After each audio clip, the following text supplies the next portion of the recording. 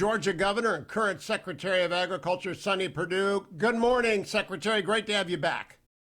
Good to be back with you again, Hugh. Hope you're having a great day. I am. I got a new affiliate in Albany, Georgia. I don't know much about Albany, Governor. What can you tell me about that?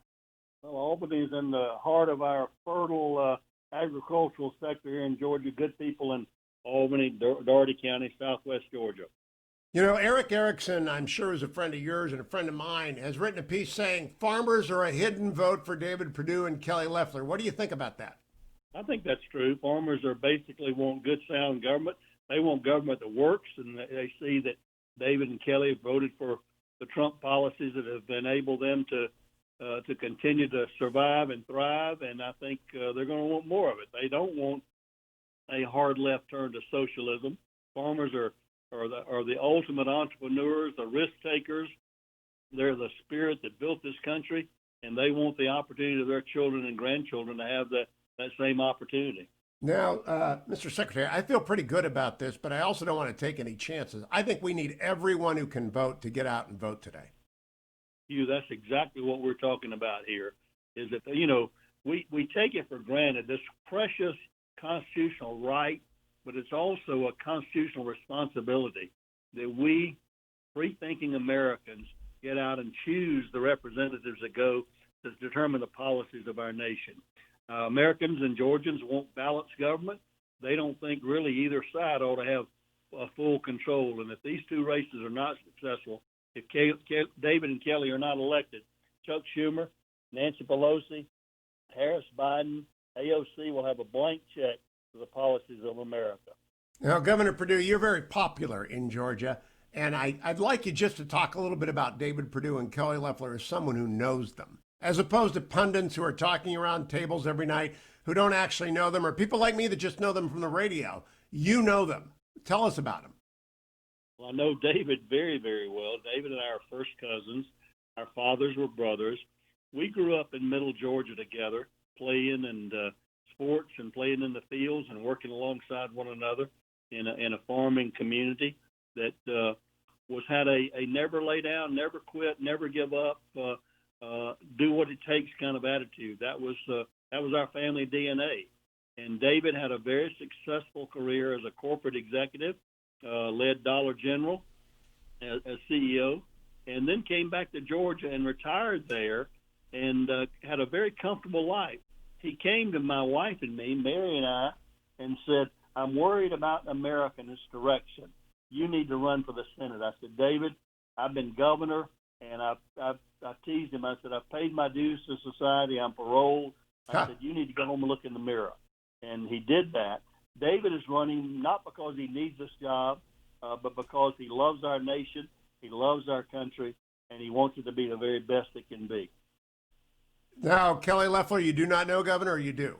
I know Kelly. I know Kelly very well. What I like about Kelly is that I told people yesterday we grew up very similarly. While Kelly has been very successful as a businesswoman herself, she grew up also on a farm in Illinois. She was pulling milkweeds while I was pulling pigweeds here in Georgia in a very similar atmosphere. I like her farm grit. I like her determination. I like, frankly, that she's a common sense thinking person that moved into Georgia over 20 years ago, really for opportunities, and has been successful, created jobs, and now sharing that outsider expertise in the government where we so sorely need it. Now, Sonny Perdue, I want you to talk a little bit to the people who think it doesn't matter if they vote. I've told them New York 22 is a 47-vote race. There's an Iowa congressional district, which I think is 4 votes. Every vote does matter, particularly here. But would you talk to the people who just say, my vote does not matter? Every vote counts. As you mentioned 2 of those, I campaigned with Congresswoman Miller Meeks in Iowa, and every vote counts. Every vote's going to count in this race. It would be horrible tomorrow if conservative voices in Georgia sit back, don't vote, say, "I'm not going to vote, it didn't matter, it didn't count last time," and they lose this race by a few votes. I don't think that's going to happen, but frankly, the best way to settle this overall contrast that we have here today is overwhelm them with the common sense thinking people of Georgia voting aggressively for David and Kelly. Governor, what was the biggest margin you won by when you ran for governor? Was it 3%, 5%? What was the kind of margin you won by? I think when I was reelected in 2006, it was about a 60-40 race. Ooh, we'd like that tonight. I don't know that we can count on that, but I'd like that tonight. How late do you think we're going to have to be up, Sonny Perdue, to get a result?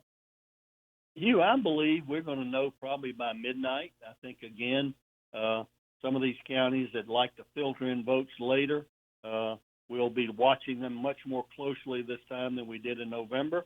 And I think, again, hopefully unspoiled absentee ballots won't come in to change the outcome as they did in November. So let's talk a little bit about that. Do you have confidence that holes in the system have been patched and that there is not going to be fraud or irregularity tonight?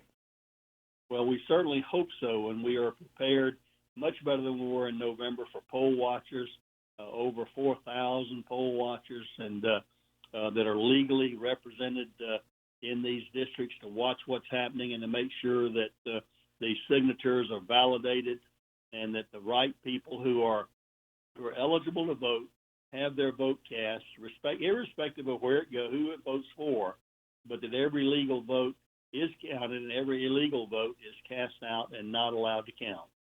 So, Sonny Perdue, I don't know Georgia law well enough to answer this, and it may have changed since you were actually a candidate. But if someone shows up at a polling place in Georgia and they say you're not registered or you're not eligible to vote, do they have a provisional voting system where they can put a vote in and fill out all the information and have it counted later?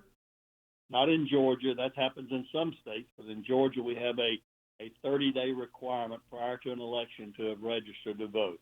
And so all those who register within the past 30 days or prior to 30 days are eligible to vote, and they can show up. If what we have heard, Hugh, is that people have come to the polls and they said, oh, you've already voted, and that means someone has stolen their vote. They get to vote a provisional ballot. We had some people in South Georgia show up and said, oh, you voted in Atlanta. And those are the kind of things that have created quite a consternation here in Georgia over the November elections. So people need to file a provisional if they run into that? They do, absolutely. If they know they have not voted, haven't cast an absentee ballot and voted, they absolutely do. And our Secretary of State needs to pursue that and prosecuted the people who voted fraudulently. Now, I want to close by talking a little bit about Jon Ossoff and Raphael Warnock. I'll play some more tape about them.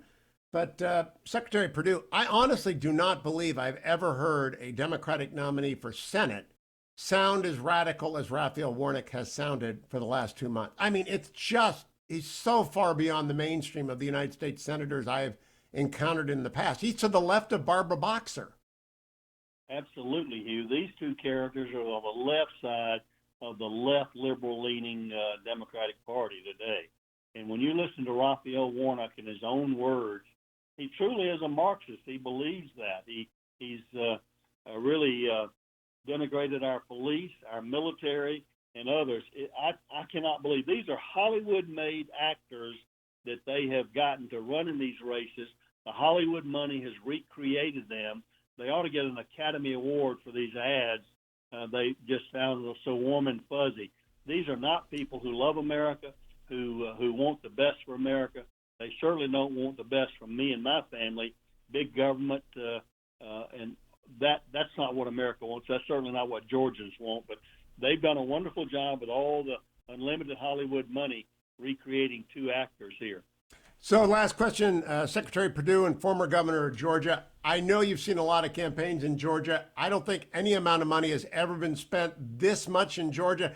Has Georgia moved that far to the left that it's actually a purple state, or is it a red state?